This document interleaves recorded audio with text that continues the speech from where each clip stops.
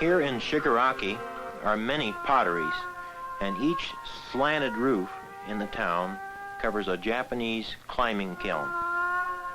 The creation of beauty has permeated all aspects of life in Japan. Not only works of sculpture and painting, but also objects for everyday use are appreciated as art. The strongest individual potter in Shigaraki is Mr. Rokusai, who is highly regarded for his vigorous ware produced by the traditional method of coiling and throwing. After he has flattened a ball of clay on a wooden bat, he rolls the coil in the air and pinches it onto the base.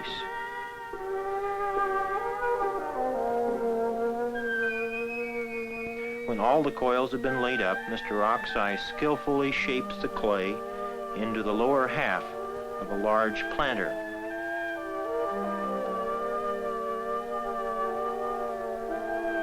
Because the finished pot will be rather large, it is made in 2 stages.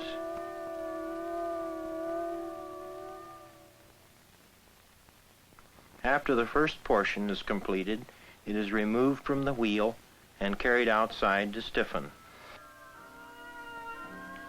When it has become stiff enough to support the addition of new coils, it is brought back to the wheel and recentered.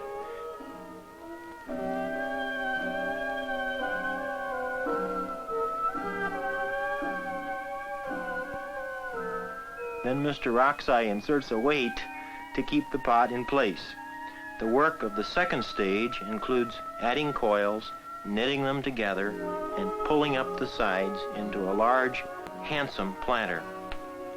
This coiling and throwing method is widely used throughout Japan for several practical reasons.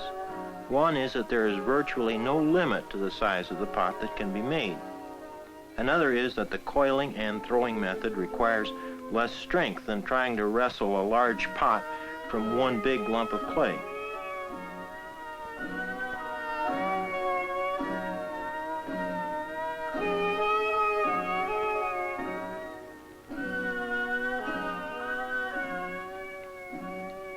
The clay used in this planter weighs about 30 pounds.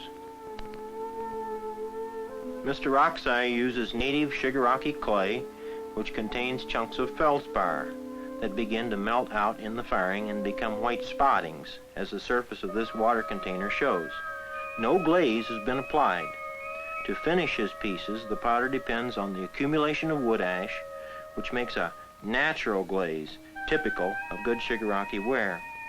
The water container, this flower vase, these boxes for powdered tea, and the tea bowl are all for use in the Japanese tea ceremony, cha no yu.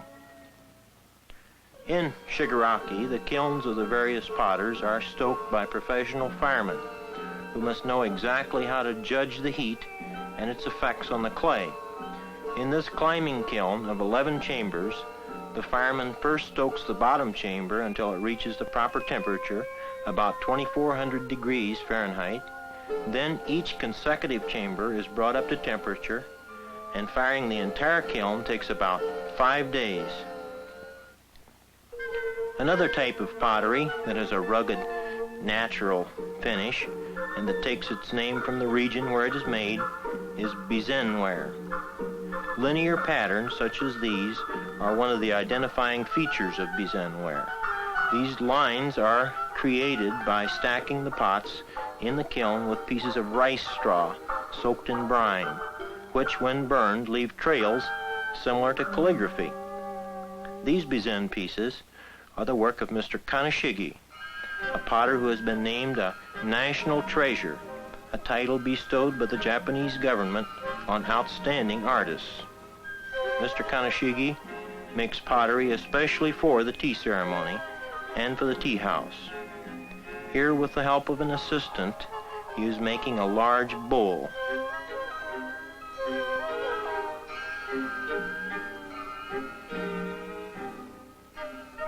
As Mr. Kaneshige works, his assistant must adjust the speed of the wheel to his needs.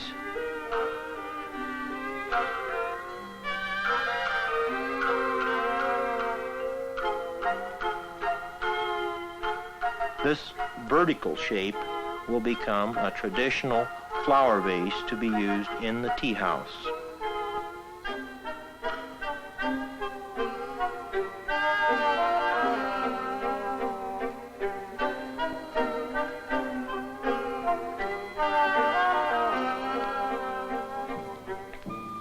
The shapes of Bizen ware, and particularly Shigaraki pottery, are rugged and strong, full of character, not refined.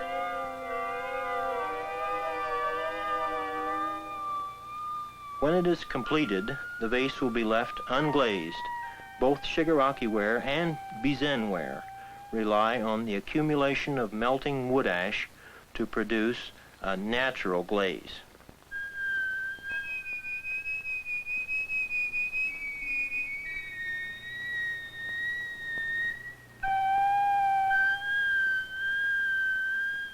In a pottery making region such as Bizen, techniques are handed down from father to son.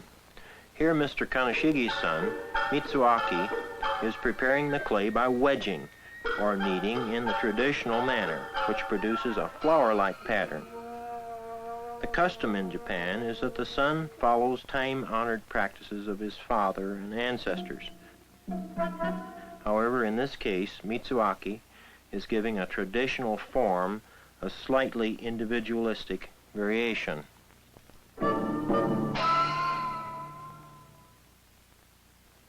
Japanese people who highly value pieces of pottery have special wooden boxes made for them. Each container is designed specifically to fit the individual pot.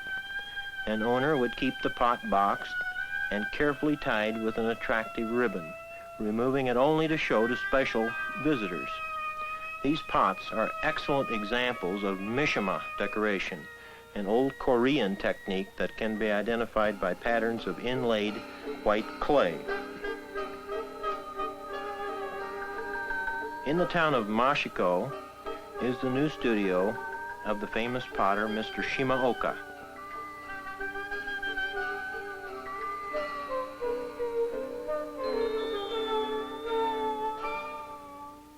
He makes matching teacups by throwing them off the top of a lump of clay. A special advantage of using this technique is that he does not continually have to center little lumps of clay.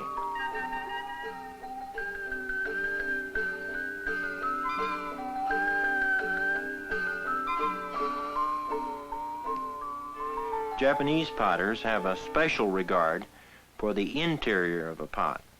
Mr. Shimaoka shapes the piece from within by means of a long-handled wooden tool called a rib. Working in this way, he lets the outside surface follow the inner contours.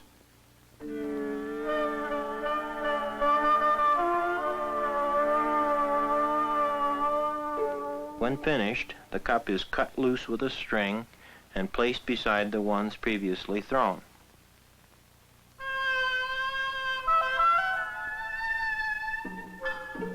With the remaining clay, he makes a large vase, again working both with his hands and with a long-handled rib.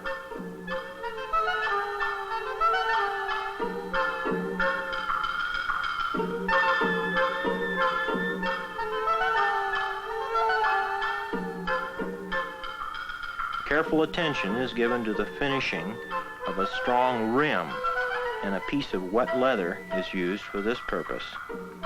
To lift the vase from the wheel, Mr. Shimaoka uses pieces of split bamboo so that he need not handle the work excessively and possibly mar the surface. Many tools, such as scrapers, stamps, and paddles, are employed in developing mishima decorations. Here Mr. Shimaoka rolls braided string over a pot to create a pattern.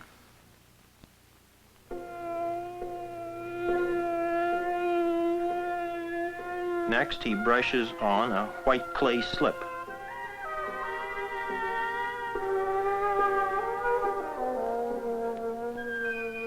The final step involves scraping slip off the projecting portions. Thus, he prepares a mishima decoration.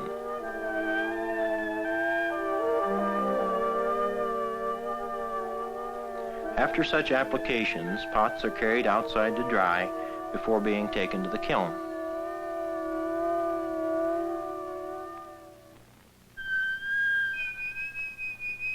Another outstanding potter is Mr. Kato Takuo, who lives in the city of Tajimi, and who is known for using traditional glazes on original forms. This famous traditional Japanese glaze is called oil spot tomoku. It is black with brown spottings.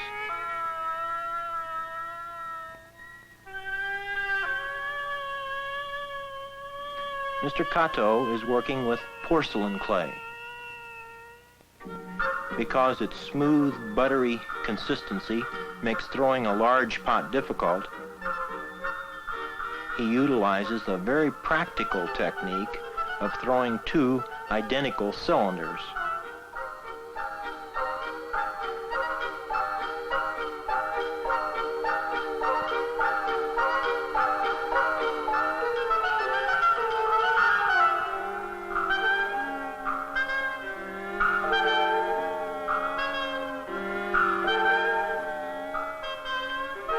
After carefully checking the dimensions, he places the first section atop the second.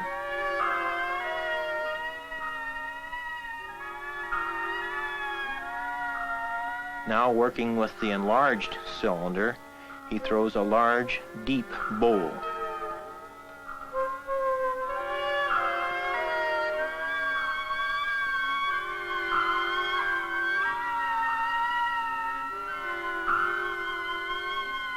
Many Japanese potters prefer that the finished work not have a mechanical roundness.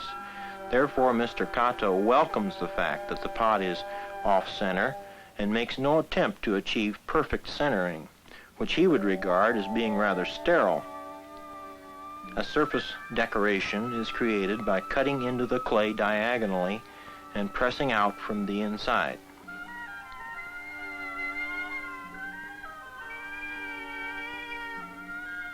Glazing of bisque-fired ware is accomplished by dipping.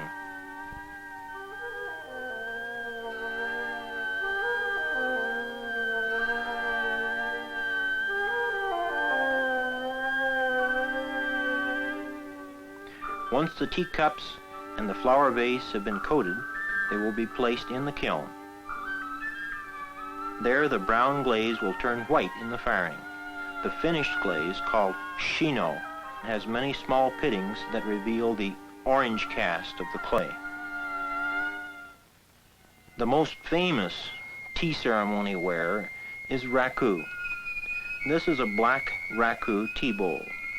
For centuries, tea masters have preferred this unpretentious ware. This red raku tea bowl is held in the traditional fashion. In Kyoto, at the raku factory, ware is fired at low temperatures and for a brief time, just long enough to melt the glaze. The pieces are placed in a round, barrel-like kiln which has no stack, the smoke coming right out into the room. Members of the same family of potters have been making raku teaware for over 400 years. This man is the 14th generation. When he sees that the glaze is sufficiently melted, he removes the covering pieces and snatches out the pottery. Here, little dishes for serving cakes, and places them on fire brick to cool. From time to time, he quenches the tongs in water to keep them from sticking to the hot glaze. While the kiln is open, it loses heat rapidly. Therefore, it is reloaded immediately and covered. Within 20 minutes, the heat builds up again and melts the glaze. Each firing cycle, loading, heating, and unloading, takes about 30 minutes. With continuous firing, 16 loads can be completed in one day.